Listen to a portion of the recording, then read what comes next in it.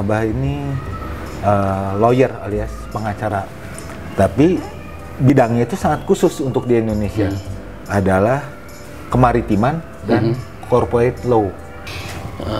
Agar bisa memberikan satu knowledge sharing seperti dalam podcast ini bahwa Indonesia memerlukan ahli-ahli hukum kemaritiman. 50 juta penduduk di Jawa Barat itu setengahnya pemuda, jadi saya harapkan memang para generasi muda memahami hukum dan harus punya awareness. Orang-orang nggak tahu bahwa sebenarnya yang memperjuangkan pencaksilat Indonesia ke UNESCO, salah satu tokohnya Abah kan ya?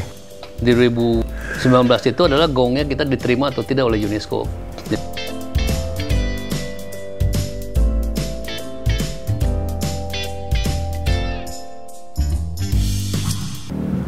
Selamat datang di YouTube channel saya, Bos Sugi.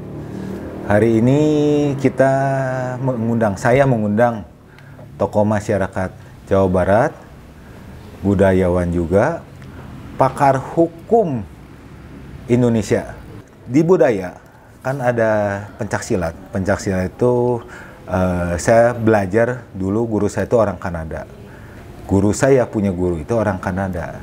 Dan guru saya punya guru lagi adalah beliau ini. Bisa dibilang kakeknya kakek guru saya. Perkenalkan saudara-saudara, inilah Abah Rudi Wiranatakusuma. Tepuk tangan. Turun, sampurasun. Abah sehat? Alhamdulillah, turun. Terima kasih. Aduh, Bah, nuhun pisan bisa datang di sini. Kita campur bahasa Sunda dan bahasa Indonesia. Bahasa Indonesia. Oke, saya pakai kacamata dulu biar ini apa? Kelihatan audiens semua dan rekan-rekan di sini. Iya. Turun. Dan kelihatan jauh lebih muda. Beliau emang baru usia 30. Udah itu mah rahasia perusahaan. Abah sebagai tokoh masyarakat Bandung, Jawa Barat, bisa sedikit cerita nggak Bah, masa kecil Abah gimana Masa kecil, ini pertanyaan yang memang selalu menarik ya ketika harus cerita masa kecil. Laki-laki biasanya bangor ya. Bangor dan ingin mencoba sesuatu sampai harus ya klasik lah, apa laki-laki itu bukan gender seks ya. Jadi masa kecil saya memang di bawah lingkungan yang kita diberikan untuk explore ya. Di guidance untuk sesuatu yang kita inginkan, mereka orang tua kita atau sepuh kita memberikan kesempatan itu. Kebetulan lagi kecil kita ada dengan adik saya, beberapa keluarga senang olahraga ya, main bola dan terutama bela diri waktu itu. Ketika zaman SD memang diwajibkan untuk belajar pencaksilat sebagai self-discipline, sebagai motivasi kita sebagai anak-anak untuk bisa berkreasi. Terutama ketika 17 Agustusan itu memang hal yang kenangan yang baik ya. Menanjak dewasa, teenagers, SMP, SMA, saya terus melakukan hobi-hobi saya. Kecuali main musik saya nggak bisa, tapi lain-lainnya saya coba itu dari masa kecil, sehingga lulus SMA mempunyai saya tarik ke sedikit. Ketika zaman SMP saya memang punya cita-cita untuk bisa menjadi anak muda yang global. Jadi sering menerawang. Kalau umur segini kira-kira bisa pergi ke luar negeri, melihat dunia dari luar dan memperkaya pengetahuan, itu cita-cita dulu. Tapi belum tahu gimana caranya karena memang usia 14 tahun, 15 tahun itu masih rebellious. Tapi alhamdulillah karena olahraga dan bela diri membantu dan membentuk pintu kesempatan untuk meraih mimpi-mimpi kita. Itu yang saya alami ketika kecil sampai sekarang. Nah, Bah, ini kan Abah kan bagi banyak orang yang belum tahu kan Abah ini lawyer alias pengacara, tapi bidangnya itu sangat khusus untuk di Indonesia, adalah kemaritiman dan corporate law. Itu kan berarti lebih khusus lagi dari sekolah hukum, itu khusus lagi, Bah. Nah ini kok bisa ngambilnya kemaritiman sih? Bahkan unik ya pada zaman sampai sekarang pun unik. Kayaknya di Indonesia jarang loh. Memang dibilang jarang masih, karena hanya beberapa praktisi hukum yang langsung terjun dan dapat kesempatan menjadi maritime lawyer. Ini di dalam pendidikan pun tidak ada yang khusus mengenai maritime lawyer, kecuali ada beberapa universitas yang baru-baru ini membeli satu mata pelajaran tentang shipping law atau angkutan laut. Secara khususon kita tidak ada S1 khusus menjadi hukum maritim ya. Tetapi pelajarannya ada. Contohnya di Universitas Pajajaran memang ada di situ mengenai pengetahuan tentang kemaritiman atau yang disebut dengan international maritim. Jadi hukum publik di situ. Tidak angkutan laut, ada maritime law. Tapi pada intinya itu hukum tentang perairan laut kita harus pahami. Apalagi Indonesia adalah negara maritim terbesar di dunia ya. Jadi Tuhan yang Maha Kuasa memberikan satu negeri yang begitu lebar airnya terbesar di dunia, dan memang kita membutuhkan lawyer-lawyer atau praktisi hukum yang harus paham mengenai maritim. Terutama sejak presiden periode pertama, presiden yang sekarang membawa satu misi menjadi poros maritim. Nah, ini menjadi tantangan juga buat negara, buat pemangku kekuasaan atau para edukator bahwa maritim ini sangat keahlian dalam kemaritiman ini sangat diperlukan. Kebetulan saya diberikan kesempatan oleh rekan dari Singapura waktu itu yang mendidik saya langsung atau langsung nama digebruskan sehingga ya saya harus belajar tentang ilmu maritim. Ya alhamdulillah masuk ke daftar panelis law firm di UK. Jadi untuk urusan itu dari Sabang sampai Merauke kita menghandle isu-isu yang mengenai hubungan dengan kapal laut, oil spill, atau kecelakaan, ABK, beberapa hal yang pernah saya lakukan bekerja sama dengan Kementerian Luar Negeri, memberikan pendapat hukum atau sharing, dan pernah menjadi working group di Kemenko Maritim beberapa event. Kira-kira itu penjelasan saya kenapa saya masuk ke situ. Kalau corporate law agak lebih banyak orang yang melakukan profesi tersebut. Jadi dua kompetensi ini memang saya geluti ya, saya masih lakukan hingga saat ini agar bisa memberikan satu knowledge sharing seperti dalam podcast ini, bahwa Indonesia memerlukan ahli-ahli hukum kemaritiman yang kaitannya memang besar ya pekerjaan ini. Kalau sekarang menurut Abah yang di Indonesia ini, nah ini ke yang muda ini karena pendidikan hukum gimana nih, Bah? Kalau kita bicara pendidikan hukum secara secara umum bagi generasi muda ini, saya pribadi bisa bilang pengetahuan generasi muda terhadap hukum memang masih di bawah standar ya. Bukan dalam konteks kenapa harus di bawah standar dan mereka masih di bawah standar, karena sistem kita memberikan edukasi hukum. Seseorang ingin belajar hukum biasanya ketika dia lulus SMA, masuk kuliah baru mengenal apa itu hukum. Tapi ketika mereka masih SMA belum ada satu program atau workshop yang sifatnya simpel untuk generasi muda mengenai hak hukum, pengetahuan hukum, khususnya di Jawa Barat. 50 juta penduduk di Jawa Barat itu setengahnya pemuda. Jadi saya harapkan memang para generasi muda memahami hukum dan harus punya awareness ketika apa yang kita lakukan itu adalah selalu berkaitan dengan hukum atau etika atau tatanan hukum yang mereka harus pahami dalam level mau introduction atau mau intermediate atau sampai tinggi. Karena itu patut kita ketahui tentang hukum, karena banyak ininya spektrumnya atau cakupannya tentang hukum itu. Tapi secara prinsipal saya akan ingin menyarankan kepada rekan-rekan yang menyaksikan podcast Bos Sugih bahwa rajin-rajinlah paling tidak ingin mengetahui apa itu hukum. Sekarang kan punya gampang ada search engine-nya, tinggal kita ketik keluar apapun yang kita tanyakan. Nah, itu sisihkanlah waktu untuk bisa mengetahui sehingga kita punya pengetahuan, punya knowledge. Karena itu dari situ kita akan tahu hak hukum kita seperti apa ketika kita memang harus menggunakan hak hukum atau terbentur masalah hukum. Dan bahkan Abah juga sekarang kan... saya minum ya? Oh iya, bangga. Tampi. Saya balik ngarokot. Oh iya, bangga. Nanti saya cik arok aja. Oh iya, raos.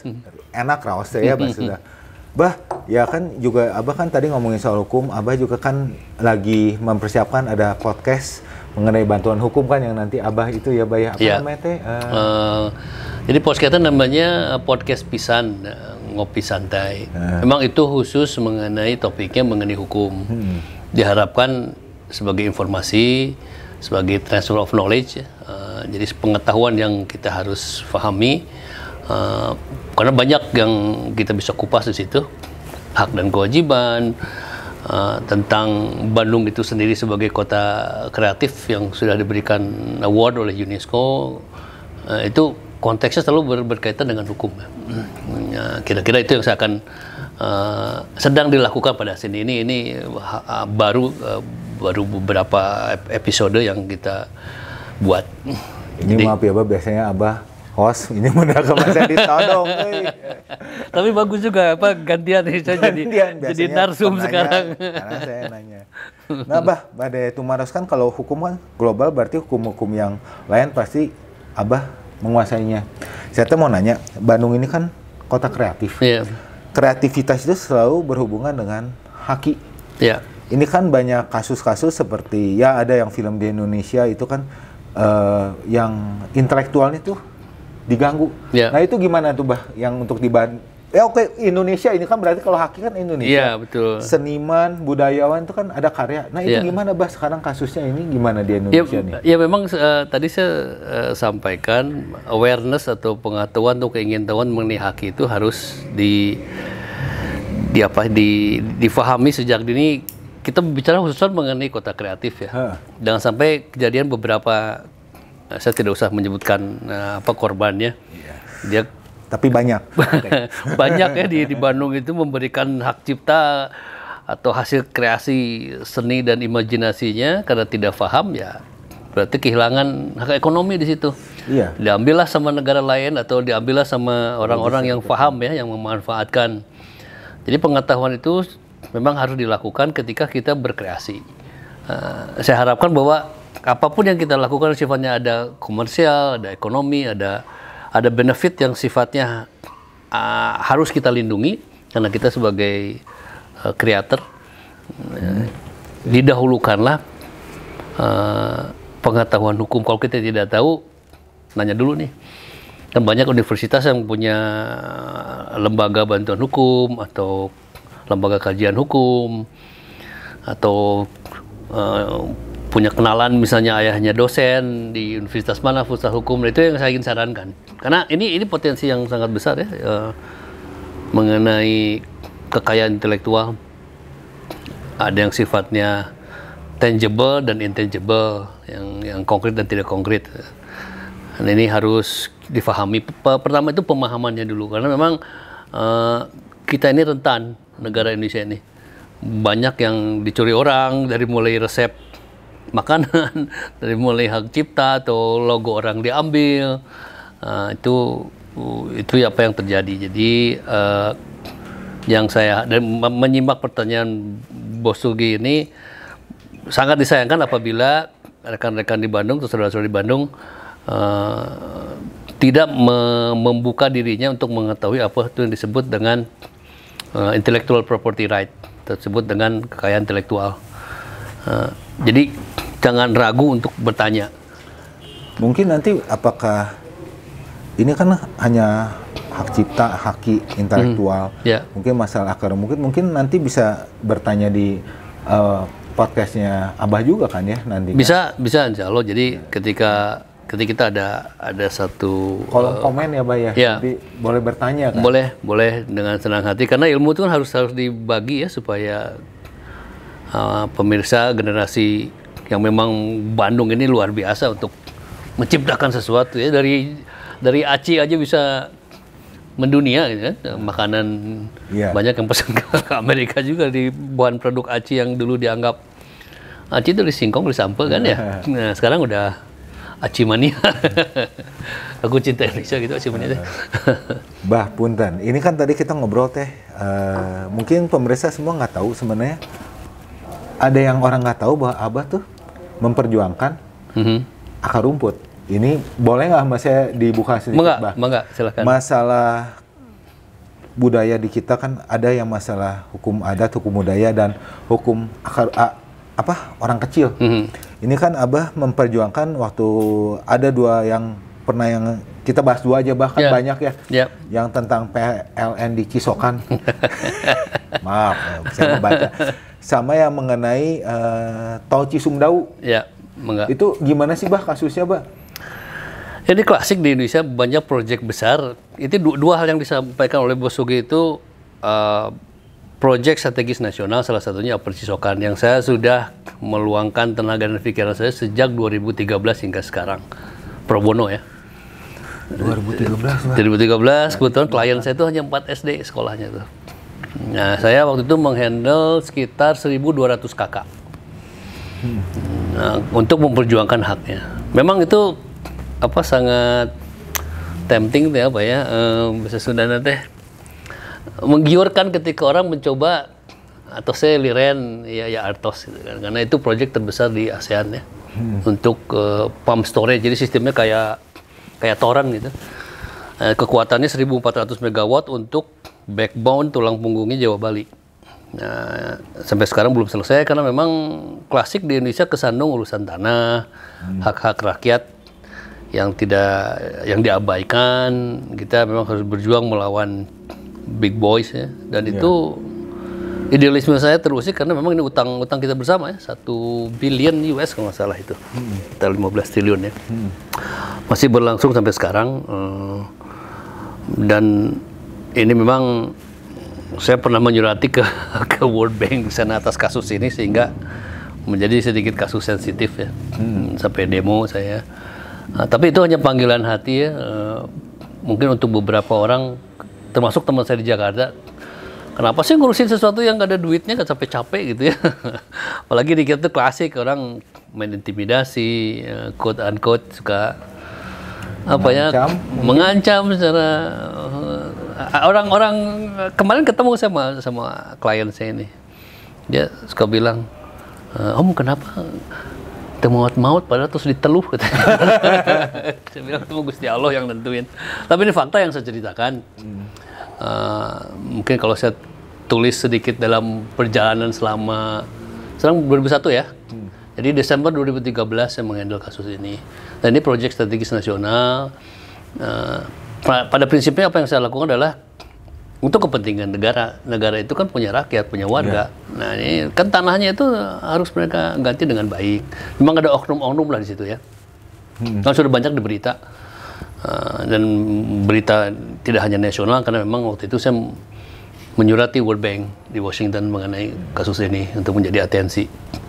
Itu yang saya ingin perjuangkan adalah hak hukum rakyat kecil, karena memang pada dasarnya warga Indonesia mempunyai hak yang sama ya. Terlepas sosial levelnya berbeda. Itu ada yang bilang saya gila, ada yang bilang itu seksi, ada yang bilang terus maju, mentang mundur, berani bekerja tanpa dibayar ya. Salah satu yang memang orang pikir kamu nggak capek udah mau 10 tahun, 9 tahun mungkin sekarang ya. Tapi ya itu kadang-kadang ya kita manusia capek juga karena banyak berbagai hal lah yang kita hadapi itu. Bahkan seperti di film-film kan biasanya masalah hukuman ya dari realita yang nyata diangkat ke film. Ini kan jadi kan banyak seperti di Abah, apalagi yang dilawan corporate besar atau segala, mereka merusak nama baik, mengancam apa, mereka bikin narasi ya. Tapi kebenaran itu akan selalu benar ya, Bah ya. Nah, Abah sendiri kuat. Ini resepnya Abah bisa, ya mungkin seorang idealis. Apa sih yang membuat Abah ini mau memperjuangkan rakyat kecil? Sebab kebanggaan apa sih yang Abah punya sebagai warga negara tuh apa? Kok masih mau ada orang yang bisa dibilang kan nggak banyak ya, Bah, yang seorang intelektual mau ngurusin yang masalah kecil-kecil gini. Kok Abah mau? Ya, kenapa saya tidak mau mundur? Karena mungkin ada satu sifat idealisme, dan kalau kita belajar bela diri kan harus wanter ya. Kalau kita mau menggunakan filosofi itu, sehingga kita memang harus punya jiwa yang heroik gitu. Tidak mencari popularitas sebetulnya tidak sengaja, karena memang waktu itu mereka yang datang di luar dugaan. Saya bisa bertahan sampai kita duduk bareng di sini jam buka hal yang kecil sendirian. Saya pernah dibantu sama adik saya juga waktu itu, Kang Robi. Tapi tidak banyak, ada beberapa lawyer ketika kita bersidang. Kenapa saya ingin memperjuangkan? Mungkin itu karena panggilan, karena memang kita nggak tahu kadang-kadang perjalanan ini seperti apa. Saya meninggalkan pekerjaan yang sangat-sangat baik di Jakarta, bayarannya bagus. Jadi partner saya bilang, kamu orang gila ya. Mungkin saya harus sedikit gila untuk memperjuangkan sesuatu yang memang tidak reasonable buat mereka. Kalau yang namanya sudah panggilannya, kita kadang-kadang tidak bisa berhenti.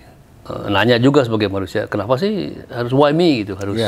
Tapi orang bilang jangan tanya why me, why you gitu. Pokoknya kamu nggak bisa berhenti, karena kalau ini berhenti ya tidak ada satu contoh yang kita harus punya legacy itu, kita kata Sunda mah tatapakan ya. Nah, kebetulan daerah itu memang daerah yang punya sejarah, dari local wisdom, dari adat, dari perjuangan. Daerah itu tempat orang berjuang dulu itu. Nah, ternyata saya menemukan seorang pejuang yang masih hidup di sana. 100 tahun lebih lah, 102 sekarang. Ya mungkin itu panggilan juga, karena memang si pejuang ini dulu komandannya adalah kebetulan adik kakek saya, pasukan Siluman Merah. Jadi saya menemukan beberapa hal, pembelajaran, belajar hukum tanah lebih dalam lagi, karena memang kita praktek seperti itu. Mengetahui gimana sistem World Bank bekerja ketika ada proyek di satu negara. Itu knowledge buat saya, pengetahuan, pembelajaran yang banyak. Kalau udah hampir 10 tahun berarti kan udah 2 kali Olimpiade ya. Jadi napasnya panjang loh, Bang. Ya, memang ya sebagai manusia kadang-kadang kita capek, kadang-kadang kita aral, ya itu manusiawi. Ngapain sih seperti ini gitu. Bisa kan ini namanya opportunity cost dalam hidup ya. Kita melakukan sesuatu, ada cost yang kita korbankan. Tapi ya nggak apa-apa kalau kita memang ikhlas ya, ridho, dan memang dulu mungkin orang-orang itu juga banyak menolong keluarga kita atau teman kita nggak tahu. Jadi circle of life kan seperti itu. Ya, tutulung, kanuletik, seetik oge mahi gitu kan. Jadi ya, itu yang saya belajar juga dari mereka banyak. Ketika mereka harus jadi survivor melawan ya big korporasi lah ya. Dan ya, sampai sekarang saya masih handle sih. Keturunan nih, Bah. Sekarang saya mau loncat dikit, boleh nggak, Bah? Boleh. Abah sebagai budayawan. Tapi saya pengen topiknya rada sedikit canggih, Bah. Oke. Ini yang kemarin nih masalah menteri itu kumaha, Bah? Yang ngomongin soal pencaksilat, kok seorang menteri pejabat kok bisa ngomong pencaksilat, dinarasikannya buruk, Bah. Itu kan kalau seorang warga negara yang mencintai negeri kan mestinya mencintai budayanya. Ya menterinya kan kok bisa tega sih, Bah, ngomongin soal pencaksilat sampai gitu, Bah? Saya juga tidak paham ya, karena seorang menteri itu paham hukum, etika ya. Menteri BKPM ya. Badan Penanaman Modal. BKPM, Badan Koordinasi Penanaman Modal ya. Masih salah saya. Penanaman modal itu kan ada aturan, ada hukum, dia harus paham hukum, ada etika bisnis, etika berbicara, menjadi seorang diplomat yang baik sehingga orang akan menanamkan modal di sini. Penanaman modal, koordinator lagi. Dan jangan salah, kata penca itu sudah menjadi nilai budaya yang luhur. Iya. Ya, dikagumi, sudah ada kata itu sejak zaman kerajaan ya. Iya. Jadi pelecehan itu saya terus terang secara pribadi saya tidak bisa terima ya.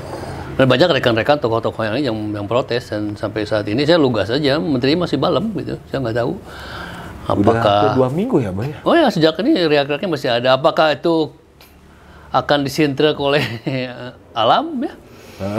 Kalau misalnya dia merasa merasa kebal hukum, misalnya orang teriak-teriak, itu mah dianggap tidak penting lah gitu untuk meminta maaf gitu. Karena dia tidak paham bahwa nilai-nilai Pancasila itu nilai-nilai heroik ya. Ada filosofi hidup lagi ya, Bang ya? Oh ya, ya. Itu filosofi hidup, perjuangan, history, human anthropology ada di situ, ada hukumnya, ya. Yang berbicara kan ada etika. Apakah dia akan kena undang-undang ITE misalnya? Ketika menistakan satu nama, satu komunitas, satu entitas. Nah itu yang hingga saat ini kita duduk, saya belum dengar. Apakah kita akan maju terus? Mudah-mudahan podcastnya juga akan menjadi panggeing gitu. Ada sih yang telepon, apakah kita perlu sedikit keras untuk melakukannya? Karena di masa pandemi ini banyak orang stres ya, banyak yang mau meluapkan kemarahan. Nah itu tidak sangat edukatif buat saya ya, pribadi, atau buat orang banyak juga. Karena yang disebut dengan corporate culture itu di budaya ya. Iya. Seseorang ingin menanamkan modal di sini, berbudaya seperti apa? Iya. Warganya atau korporasinya. Itu yang kurang etika saya. Bah, mungkin kan orang-orang nggak tahu bahwa sebenarnya yang memperjuangkan Indonesia ke UNESCO, pencaksilat, salah satu tokohnya Abah kan ya? Ya, makanya kan ini pencaksilat kan sebagai simbol, bener nggak sih, Bah? Betul. Ya. Itu perjuangannya gimana sih, Bah, dulu tuh? Kan kayaknya mah kita kan sampai luar biasa ya, panjang juga ya, Bah? Panjang perjuangannya. Memang saya salah satu ya, karena banyak juga yang memperjuangkan. Sejak tahun sebelumnya kan memang kita memberikan satu dosier itu seperti disertasi ya ke UNESCO itu. Nah, jadi akademisi, budayawan, sehingga menjadi kompilasi satu bahan yang harus disubmit ke UNESCO. Memang 2017 itu tim yang pernah pergi ketika zaman wali kota tahun 2017 ya. Zaman Ridwan Kamil jadi wali kota, dilanjutkan saya 2018 dan 2019. Beruntun 2 tahun berdarah-darah perjuangannya, karena memang fasilitas kita kecil, dukungan kecil. Abah biaya sendiri lagi ya? Iya kan? Ya sempat keluar biaya sendiri lumayan, jadi kan? challenge-nya waktu itu hampir dicoret, kita tidak akan perform karena telat Jawa Barat itu. Jadi ada satu event besar 19 September waktu itu, hadiah ulang tahun. Dalam 90 menit karya budaya Indonesia yang di-host oleh, jadi malam budaya Indonesia untuk dunia. Salah satunya Pencaksilat harus tampil, karena di 2019 itu adalah gongnya kita diterima atau tidak oleh UNESCO. Jadi kita memang harus tampil dengan baik. 2018 kita pergi ke Belanda dan Prancis juga, jadi itu intens ya. Sebelumnya memang saya keliling beberapa negara juga, dan banyak praktisi lain yang melakukan itu. Cuma kebetulan aja 2018-2019 itu intens. Kita 2019 diterima menjadi warisan budaya tak benda dunia milik Indonesia yang ke-10 di Bogota, itu 12 Desember gongnya. Iya. Itu kebanggaan untuk semua ya. Jadi Malaysia dapat satu namanya silat, kalau pencaksilat untuk kita, karena Malaysia adalah assessor, tim penilai daripada diloloskan atau tidaknya warisan budaya tak benda dunia milik Indonesia itu. Bah, punten, Indonesia masuk UNESCO. Ya. Nah, itu untuk negeri kita apa sih keuntungan, manfaatnya untuk negeri kita tuh apa sih, Bah? Banyak sebetulnya. Banyak sekali. Jadi UNESCO itu kan United Nations Education, Science, Culture Organization. Secara edukasi, sila Pancasila itu menjadi transfer of knowledge. Kita mengedukasi seseorang, bisa research di situ kan. Karena sainsnya juga ada, kulturnya juga ada. dan harus punya nilai ekonomi yang besar. 2 tahun ini terlepas ada pandemi, kita harus tetap bisa menjaga si pengakuan ini berlanjut. Sifatnya harus di generasi penerus harus ada, pelestarian harus ada, dampak ekonomi harus ada. Memang pemerintah di Jawa Barat sedang, saya lupa nih apakah sudah dilakukan bahwa itu mulok sekarang wajib dari SMP sampai SMA. Nah, berarti kan ada kegiatan ekonomi kan di situ, orang akan beli baju ya. Ada kreatif di situ, desain. Harus ada tourism juga bisa datang kalau misalnya bahwa industri ini harus bisa dibuat ketika orang, contoh orang datang ke Thailand ya, atau orang datang ke Bali pasti ngeliat kecak ya.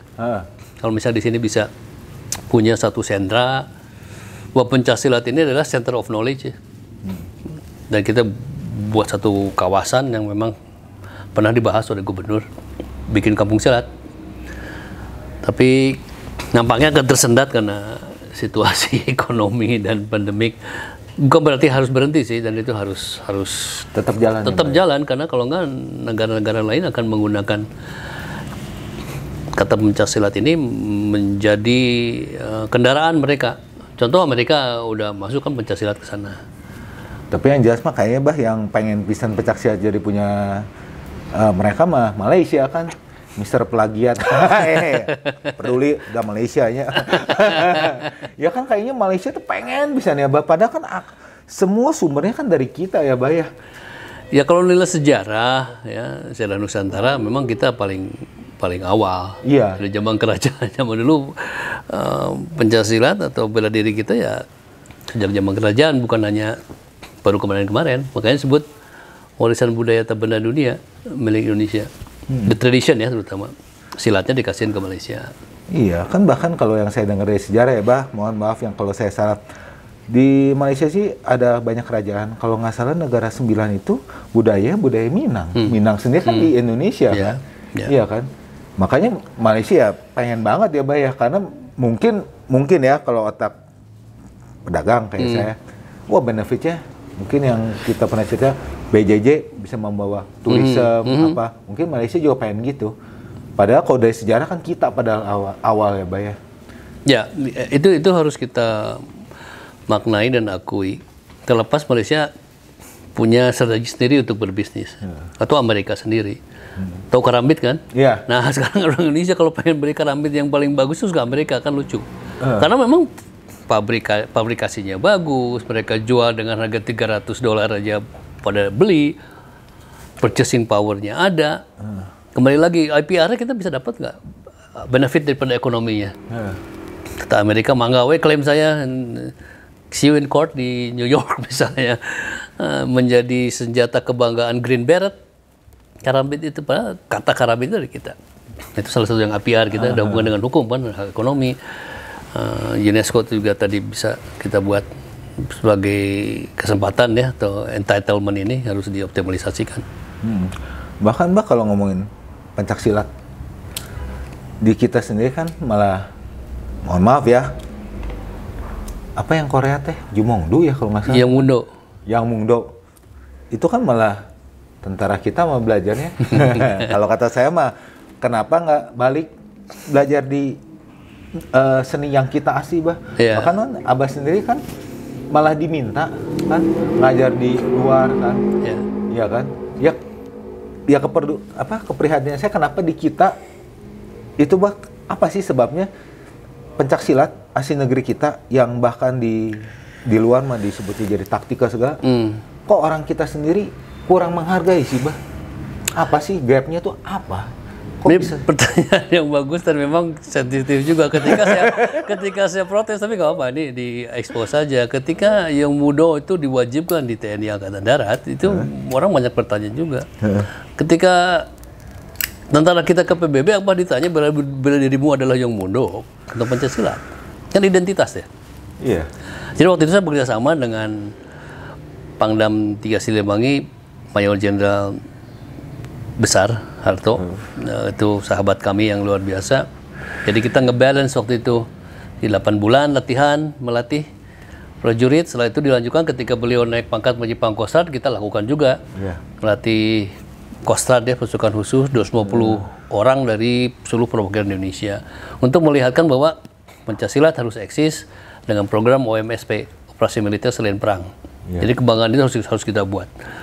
Israel mengklaim Krav Maga is the best gitu kan. Kalau kita lihat banyak mereka ngambilin dari kita juga kan. Hollywood udah masuk John Wick 3 ya. Kemarin.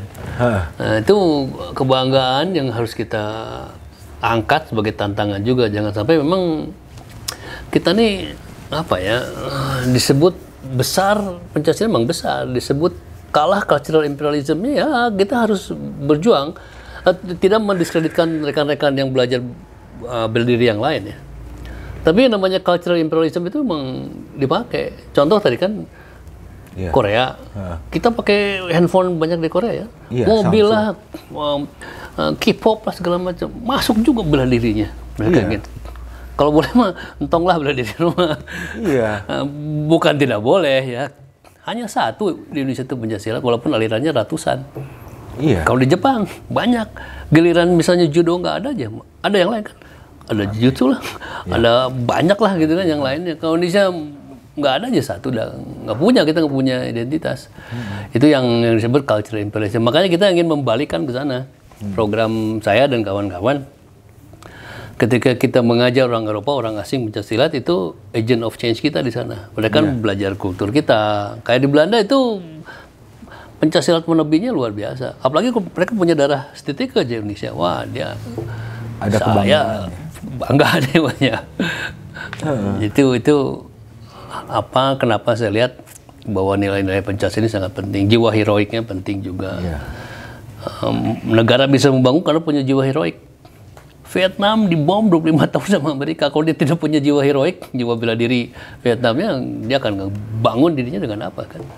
Jepang dibom atom karena mungkin punya jiwa samurai, jadi dia bangunlah negaranya. Jadi Indonesia kan nggak pernah dibom. Maksudnya bertahun-tahun kayak Vietnam, jadi kita memang harus bangunlah dengan spirit heroik ya, spirit pendekar, spirit sportsmanship, dan menjadi orang intelektualis.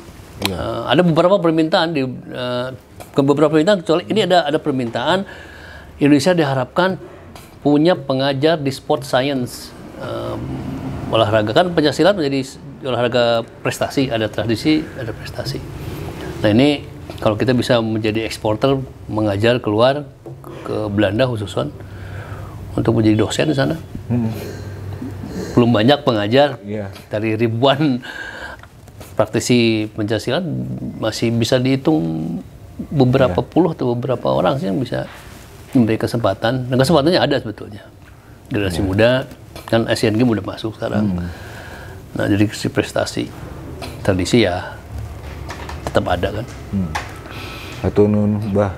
Ini kita nanti kapan podcast Haki ya bah, kita mau ngomongin soal Silat Sunda Institute nih bah. Ini yang keren, yang saya aslinya sangat bangga bahwa yang saya pelajari aslinya dari Abah. Ingat ya guys, jangan bangga kalau kalian semua bangganya sama budaya topoki ya. Tahu topoki? Ya, bah, hatur nuhun. Sami-sami, terima kasih. Mungkin kita sudahi dulu yang sekarang bah. Ya. Atau Abah ada kesan atau pesan untuk generasi muda ke depannya nih sebelum kita tutup nih bah? Ya, atur nuhun, semoga podcast santai ini menjadi satu informasi ya yang bisa dikutip oleh pemirsa, rekan-rekan generasi muda. Apa yang kita bahas tadi ada beberapa hal yang menjadi inspiratif, menjadi motivasi untuk ke depan lagi. 76 tahun kita sudah merdeka, kita harus nanjir ya. Jawa Barat memiliki populasi 50 juta, itu SDM yang harus dioptimalisasi ya, kekuatan intelektualnya. Seperti itu yang bisa sampaikan. Hatur nuhun. Hatur nuhun. Semangat 76 tahun merdeka. Guys, terima kasih banyak. Sebelum saya pamit, seperti biasa kata-kata mutiara saya mah, somong itu wajib bagi yang terbukti dan bisa membuktikan. Beliau mah keren dan tidak sombong sih. Ya. Bos Sugi, Sam Tukang Kain, pamit dulu. Sampai ketemu di acara berikutnya. Ciao. Thank you. Teman-teman.